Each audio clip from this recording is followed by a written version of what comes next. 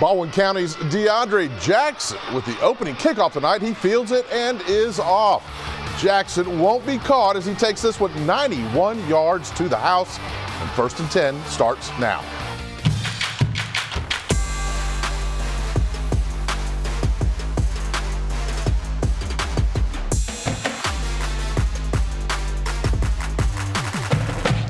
Time has just flown by this year. Round 2 of the playoffs now in the books. More than a dozen teams from our area were still in the hunt at kickoff time, some still playing, ready to leave it all on the field. 6 area teams hosting tonight, one of those Saraland. The Spartans at home against Lee Montgomery. It's our Fox 10 Game of the Week.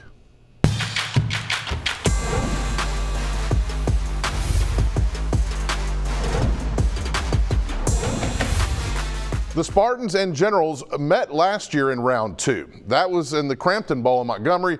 Saraland shut Lee out in that one. You know the Generals haven't forgotten that trouncing. Did they get revenge tonight? Let's head out to Spartan Stadium and join Dacian Smith live. Dacian, I know that place was rocking tonight. It was going to be a tough one for Lee to get out of there with a win.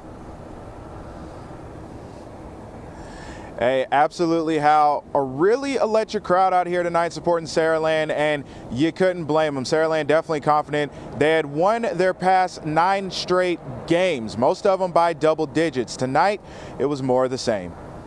Saraland hosting Lee Montgomery in a rematch of last year's second-round playoff game. The Spartans picked up right where they left off last time. First drive for the Spartans, Gabe Reynolds lobs it up to a wide-open Jarrell Williams in the back of the end zone to give his team a 7-0 lead early on. The Generals try to respond on their first drive, but on 3rd down, Keaton Law comes through with the sack to shut the drive down and give the ball back to Saraland. They would make it count. Ryan Williams lines up in the Wildcat, and he takes off. He stumbles a bit, but gets his feet under him, and no one will catch him. Williams goes untouched for the touchdown, and it's a 14-0 lead for the Spartans midway through the first quarter. On to the second quarter, the Spartans looking to add to their lead. Reynolds goes to Williams again down the sideline for the first down, and a few plays later, Sante McWilliams Jr. takes the handoff, puts his head down, and fights his way across the goal line to cap the drive off and give Saraland a 3-touchdown lead midway through the second quarter. But here come the Generals.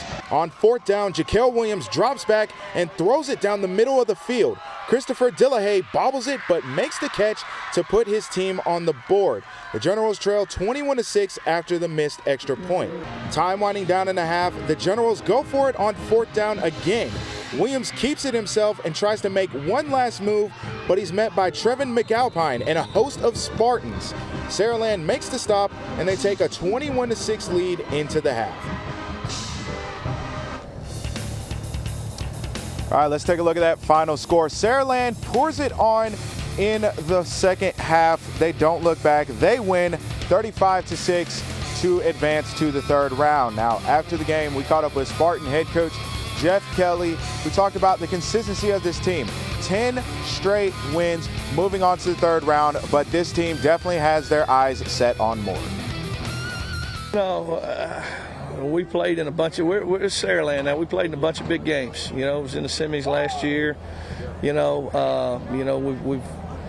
It's just, we go to work, and our kids have been consistent week in and week out. We don't approach the 3rd round game any different than we did a midseason, non-region game. We keep our routine. Our kids, prepare up, and, more times than not, they go out and play well.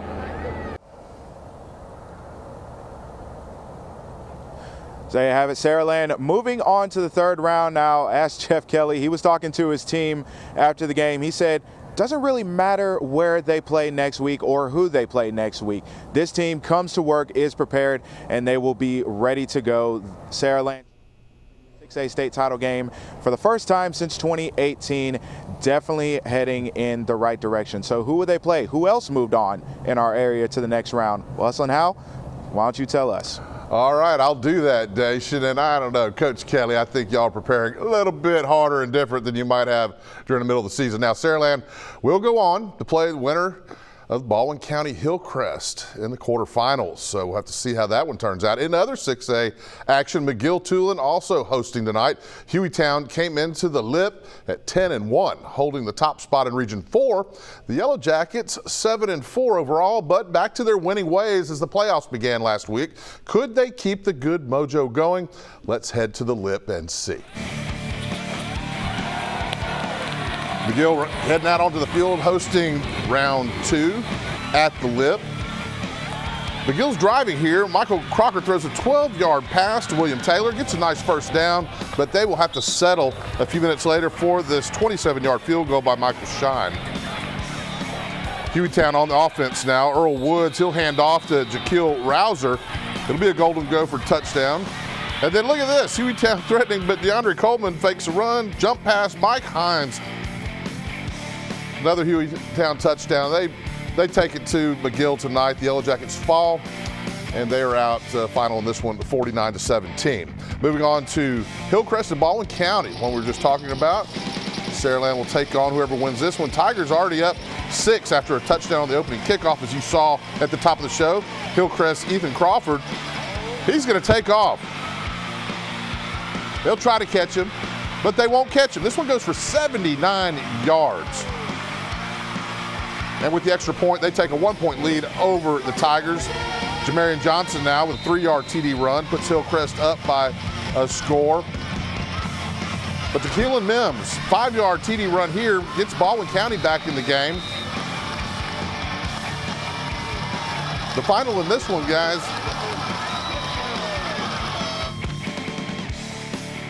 still in the 4th, actually. Got a little time left. Hillcrest on top, though, by 6. Baldwin County trying to make something happen. Have a little bit of time left in the 4th to do that.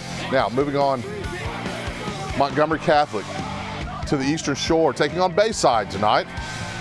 Early first quarter, Montgomery Catholic handing off to Jeremiah Cobb. He finds a hole, takes this one 40 yards for the touchdown, putting the Knights up 7-0 there early. Next possession for the Knights, Caleb McCreary finds Lucas Harkless up over the middle. It looks like he's gone, but no, wait a minute. Davis Kane for Bayside tracks him down after a gain of 50. A couple plays later, McCreary throwing again. This time, Justin Rose with a 15-yard touchdown catch, and Montgomery Catholic will go on in this one to knock off Bayside 31-0. We're just getting started here on 1st and 10. After the break, more round 2 playoff scores and highlights, including 2 big 5A games, action from Old Shell Road where UMS looks to send Greenville packing. 1st and 10, we'll be right back.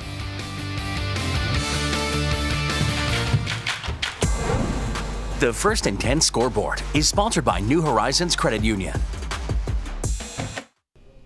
The 10-1 UMS Bulldogs are in familiar territory. It's been more than a decade since they haven't been this far in the playoffs. The Greenville Tigers at 8-3 would have their work cut out for them tonight if they were to move on. Let's head to Irvin S. Cooper Stadium for the action. Tonight, seniors carrying flags out on the field before the game. Getting to the action, Cole Blaylock gets a 7-yard run right there up the middle for the touchdown. And then on to the 4th quarter, Andre Davidson passes to Laquan Robinson. And he finds a hole somehow, slips through some tackles, and this guy is off. Robinson off for 80 yards.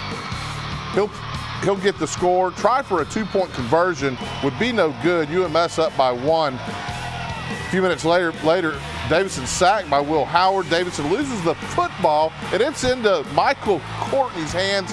He's in for the touchdown, and that would actually be the winning score because Greenville came back. The final, though, 14-12. The Bulldogs down Greenville tonight. Great game there. Now, Faith Academy hosting Central Clay County tonight. Faith taking the field, excited to be in round 2. The Rams getting the offense rolling. Dorian Smith, he'll climb the ladder, bring this one down from that pass from Colton Wood. Great catch there. Now, this next play, Wood avoids a tackle right there, barely.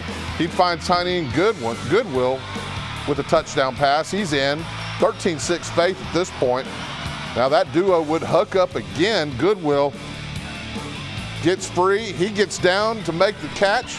in the back of the end zone, putting Faith up late in the second quarter. Faith would hold on and win this one. 40-33 your final there. Let's look at some other scores. St. Paul's tonight falls to Pike Road on the road.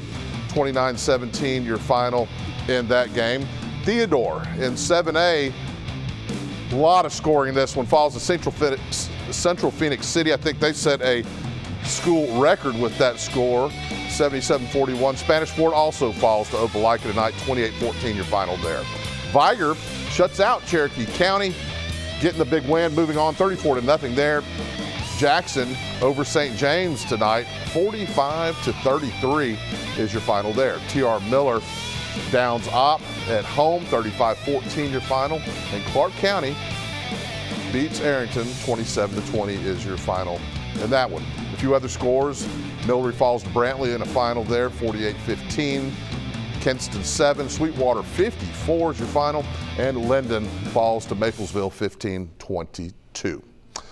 So I want to congratulate all of our area teams, those moving on, and those whose season comes to an end tonight. Now, next week's playoff round, the midway point, the state championships, will have action for you right here. Meanwhile, big showdown in the Big 12 coming at you tomorrow at 11, right here on Fox 10 as Baylor hosts number 4 Oklahoma. Then on Sunday, it's Atlanta at the Cowboys at noon. Enjoy the weekend. I'm Hustling Hal Sherrick, and I'll see you back here next week on First and 10.